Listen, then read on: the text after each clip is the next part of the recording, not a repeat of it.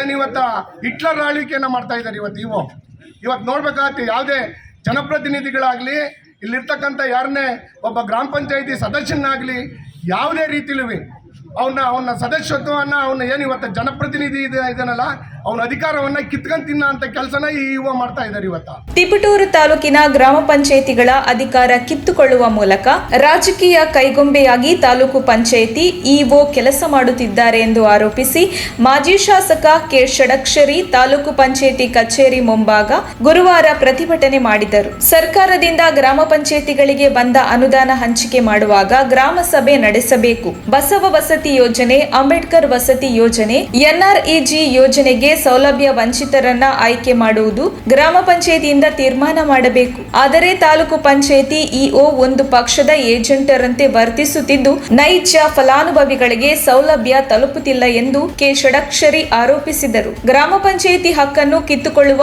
ಹುನ್ನಾರ ನಡೆದಿದೆ. ಕಾಂಗ್ರೆಸ್ ಬೆಂಬಲಿತ ಗ್ರಾಮ ಪಂಚಾಯಿತಿಗಳ ಪಿಡಿಒಗಳನ್ನು ಹೆದರಿಸಿ ತಮಗೆ ಬೇಕಾದ ದಾಖಲೆಗಳನ್ನು ತರಿಸಿಕೊಂಡು ಅವರಿಗೆ ಬೇಕಾದವರಿಗೆ ಸೌಲಭ್ಯ ಹಂಚುತ್ತಾರೆ. ತಿಪಟೂರು ತಾಲೂಕಿನಲ್ಲಿ 26 ಗ್ರಾಮ ಪಂಚಾಯಿತಿಗಳಿದ್ದು 12 ಮಂದಿ ಕಾಂಗ್ರೆಸ್ ಬೆಂಬಲಿತ ಅಧ್ಯಕ್ಷರಿದ್ದಾರೆ. ಇವರನ್ನು ಗಮನಕ್ಕೆ ತೆಗೆದುಕೊಳ್ಳದೆ ಶಾಸಕರು ತಮಗೆ ಇಷ್ಟ ಬಂದಂತೆ ವರ್ತಿಸುತ್ತಿದ್ದಾರೆ. ಹಕ್ಕುಪತ್ರ ವಿತರಣೆಗೆ ಹಕ್ಕು ಶಾಸಕರಿಗೆ ಕೊಟ್ಟವರು ಯಾರು? ತಾಲೂಕಿಗೆ 1,000 ವಸತಿ ಯೋಜನೆ ಬಂದಿದ್ದು ಯಾರಿಗೂ ಮಾಹಿತಿ ಇಲ್ಲ ಎಂದರು.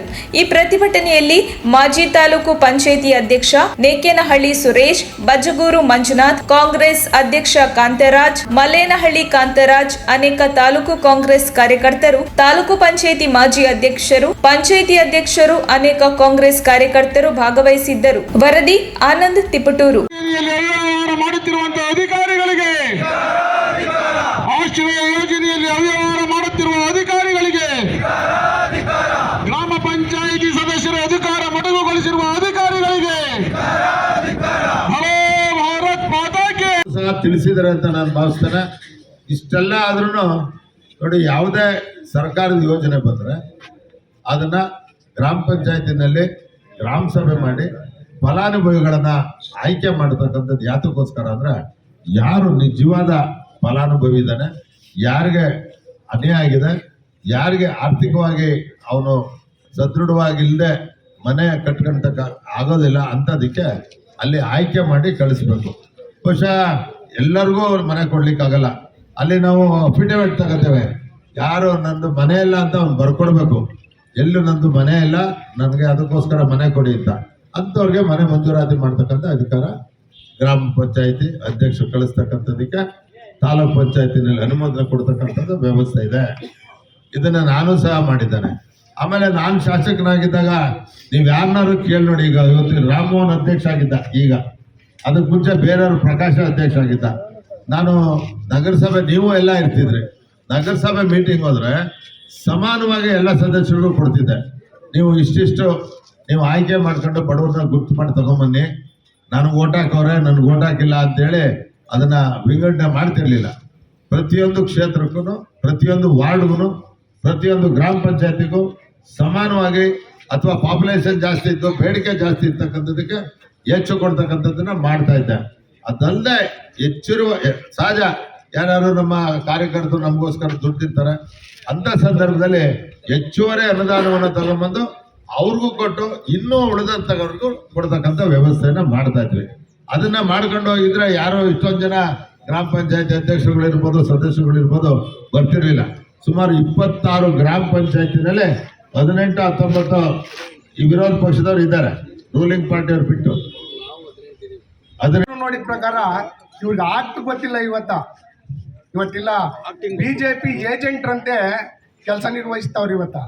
ಯಾವುದೇ ಆಕ್ಟು ಇನ್ನೊಂದು ಎಲ್ಲ ಗಾಳಿಗೆ ತೂರ್ತಾವ್ರಿ.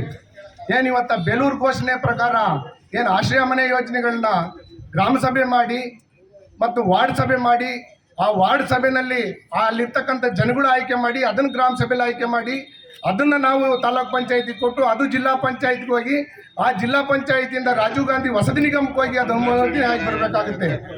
ಆದರೆ ಈ ಯುವ ಮಾಡ್ತಾ ಇರೋ ಕೆಲಸ ಹೆಂಗೆ ಅಂದರೆ, ನೀವೇನು ಮಾಡೋಂಗಿಲ್ಲ, ನಾನು ಹೇಳ್ತಾ ಇದ್ದೀನಿ, ನೀವು ಪಟ್ಟಿ ಮಾಡ್ಕೊಂಬರ್ರಿ. ಅಲ್ಲಿರ್ತಕ್ಕಂಥ ಗ್ರಾಮ ಪಂಚಾಯತಿ ಅಭಿವೃದ್ಧಿ ಅಧಿಕಾರಿಗಳು, ಇಲ್ಲ ಸರ್ ನಮ್ಮಲ್ಲಿ ಅಲ್ಲಿ ಏನು ಬಾಡಿಲಿ ನಾನು ಮಾಡ್ಕೊಂಬರೋಕ್ಕಾಗಿಲ್ಲ, ನಾನು ಹೇಳ್ದಂಗೆ ಕೇಳಲಿಲ್ಲ ಅಂದರೆ ಮುಂದೆ ನೀನು ಅನುಭವಿಸ್ಬೇಕಾಗ್ತಿದ್ನಲ್ಲ.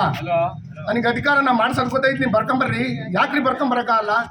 ಈ ಥರ ಏನು ಇವತ್ತು ಹಿಟ್ಲರ್ ಆಳ್ವಿಕೆಯನ್ನು ಮಾಡ್ತಾ ಇದ್ದಾರೆ ಇವತ್ತು ನೋಡ್ಬೇಕಾಗತ್ತೆ. ಯಾವುದೇ ಜನಪ್ರತಿನಿಧಿಗಳಾಗಲಿ, ಇಲ್ಲಿರ್ತಕ್ಕಂಥ ಯಾರನ್ನೇ ಒಬ್ಬ ಗ್ರಾಮ ಪಂಚಾಯತಿ ಸದಸ್ಯನಾಗಲಿ ಯಾವುದೇ ರೀತಿಲೂ ಅವನ ಸದಸ್ಯತ್ವವನ್ನು ಏನು ಇವತ್ತು ಜನಪ್ರತಿನಿಧಿ ಇದನ್ನಲ್ಲ ಅವನ ಅಧಿಕಾರವನ್ನು ಕಿತ್ಕೊಂಡು ತಿನ್ನೋ ಅಂಥ ಕೆಲಸನ ಈ ಮಾಡ್ತಾ ಇದ್ದಾರೆ.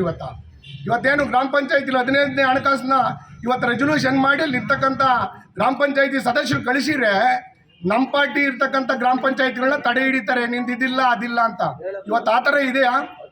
ನಾವೇನು ತಾಲೂಕ್ ಪಂಚಾಯತಿ ಮೆಂಬರ್ಸ್ಗಳಿದ್ದಾಗ ನಾವು ಅನುಮೋದನೆ ಮಾಡಿರ್ತಕ್ಕಂಥ ಕೆಲಸಗಳನ್ನ ನಮ್ಮ ತಾಲೂಕ್ ಪಂಚಾಯತಿ ಮೆಂಬರ್ ಇರ್ತಕ್ಕಂಥವ್ರನ್ನ ಇನ್ನೂ ಕೂಡ ಬಿಲ್ ಮಾಡಿಕೊಟ್ಟಿಲ್ಲ. ಇಲ್ಲಿಗೆ 2 ವರ್ಷ ಎಷ್ಟು ಅನುದಾನ ಬಂದೈತಿ ಅಂತ ಹೇಳ್ಬೇಕಾಗತ್ತೆ. ಇದನ್ನು ನಾನು ಕೂಡ ಮೊನ್ನೆ ಬಂದು ಕೂತ್ಕೊಂಡು ಮಾತಾಡಿದೆ, ಇಲ್ಲ ಕೊಟ್ಬಿಡ್ತೀನಿ ಅಂತಾರೆ. ಇವ್ರು ಯಾಕೆ ಏನು ಕೆಲಸ ಮಾಡ್ತಾವ್ರು ಇವರು? ಇವತ್ತೇನು ಜನಪ್ರತಿನಿಧಿ ಒಬ್ಬ BJP ಏಜೆಂಟ್ರಾಗಿ ಕೆಲಸ ಮಾಡ್ತಾವ್ರ? ಇಲ್ಲ ಸರ್ಕಾರ ಯಾರಿಗೆ ದುಡ್ಡು ಕೊಡ್ತಾ ಇರೋದು? ನಮ್ಮ ದುಡ್ಡಲ್ಲಿ ಇವತ್ತು ತೆರಿಗೆ ಹಣದಲ್ಲಿ ಇವತ್ತು ಸರ್ಕಾರ ಅವ್ರಿಗೆ ಸಂಬಳ ಕೊಡ್ತಾ ಐತಿ. ಅದನ್ನು ಬಿಟ್ಬಿಟ್ಟು ಇವತ್ತು ಒಬ್ಬ ಏಜೆಂಟ್ರಾಗಿ ಕೆಲಸ ಮಾಡಿದರೆ ಮುಂದೆ ಇದು ತಕ್ಕ ಪ್ರತಿಫಲ ಆಗಬೇಕಾಗತ್ತೆ. ಮದರ್ ಡ್ರೀಮ್ಸ್ ರೂರಲ್ ಮತ್ತು Urban Education Development Society, Shri Mailara Lingeshwara Nursing College Chitradurga, Shri Anjaneya Swami ಪ್ರೌಢಶಾಲೆ ಕಡ್ಲೆಗುದ್ದು ಇವರ ಸಂಯುಕ್ತಾಶ್ರಯದಲ್ಲಿ ರಾಜ್ಯ ಮಟ್ಟದ ಗ್ರಾಮೀಣ ಮಕ್ಕಳ ಕನ್ನಡ ಸಾಹಿತ್ಯ ಹಾಗೂ ಸಾಂಸ್ಕೃತಿಕ ಸಮ್ಮೇಳನ 2022-23 ಇದೇ ಬರುವ ನವೆಂಬರ್ 19ರಂದು ಶನಿವಾರ ಬೆಳಿಗ್ಗೆ 10 ಗಂಟೆಗೆ. ಸ್ಥಳ ವೀರಯೋಧ GS ಪ್ರಭಾಕರ ಸಭಾಂಗಣ, ಕಡ್ಲೆಗುದ್ದು, ಚಿತ್ರದುರ್ಗ ತಾಲೂಕು. ಈ ಕಾರ್ಯಕ್ರಮದ ಸಂಪೂರ್ಣ ನೇರ ಪ್ರಸಾರವನ್ನ ನಮ್ಮ ತುಮಕೂರು ಮಾಧ್ಯಮದಲ್ಲಿ ಪ್ರಸಾರ ಮಾಡಲಾಗುವುದು. ತಪ್ಪದೇ ವೀಕ್ಷಿಸಿ. ನಮಸ್ತೆ, ನಾನು ಪ್ರಣನ್ಯ, ಜಿ ಕನ್ನಡ ವಾಹಿನಿಯ ಡ್ಯಾನ್ಸ್ ಕರ್ನಾಟಕ ಡ್ಯಾನ್ಸ್ ಸೀಸನ್ 6ರ ವಿಜೇತೆ. ನಾನು ಚಿತ್ರದುರ್ಗ ಕಡ್ಲೆಗುದ್ದು ಗ್ರಾಮದಲ್ಲಿ ನವೆಂಬರ್ 19ರಂದು ನಡೆಯುವ ರಾಜ್ಯ ಮಟ್ಟದ ಗ್ರಾಮೀಣ ಮಕ್ಕಳ ಸಾಹಿತ್ಯ ಹಾಗೂ ಸಾಂಸ್ಕೃತಿಕ ಸಮ್ಮೇಳನಕ್ಕೆ ನಾನು ಬರ್ತಾ ಇದ್ದೀನಿ. ನೀವು ಸಹ ಬರ್ತೀರಲ್ವಾ? Thank you.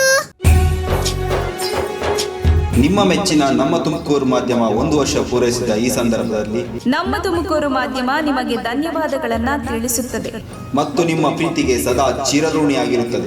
ನೀವು ನಮ್ಮ ಮೇಲೆ ಇಟ್ಟ ನಂಬಿಕೆಯನ್ನು ಉಳಿಸುವ ಪ್ರಾಮಾಣಿಕ ಪ್ರಯತ್ನವನ್ನ ನಮ್ಮ ತಂಡ ಖಂಡಿತವಾಗಿಯೂ ಮಾಡುತ್ತದೆ. ಗೆಲುವಿನ ಹಾದಿಯಲ್ಲಿ ಸದಾ ನಮ್ಮ ಜೊತೆಯಾಗಿರಿ. ನಮ್ಮ ಚಾನೆಲ್ ಅನ್ನು ಸಬ್ಸ್ಕ್ರೈಬ್ ಮಾಡಿ. ಸುದ್ದಿ ಅನ್ನೋದು ಬರೀ ಕಥೆಯಾಗದೆ ನೊಂದ ಜೀವ ಗಾಳಿಗೆ ಬೆಳಕಾಗಿದೆ, ಗೆಲುವಿನ ಹಾದಿಯಲ್ಲಿ ನಗು ಮೂಡಿದೆ.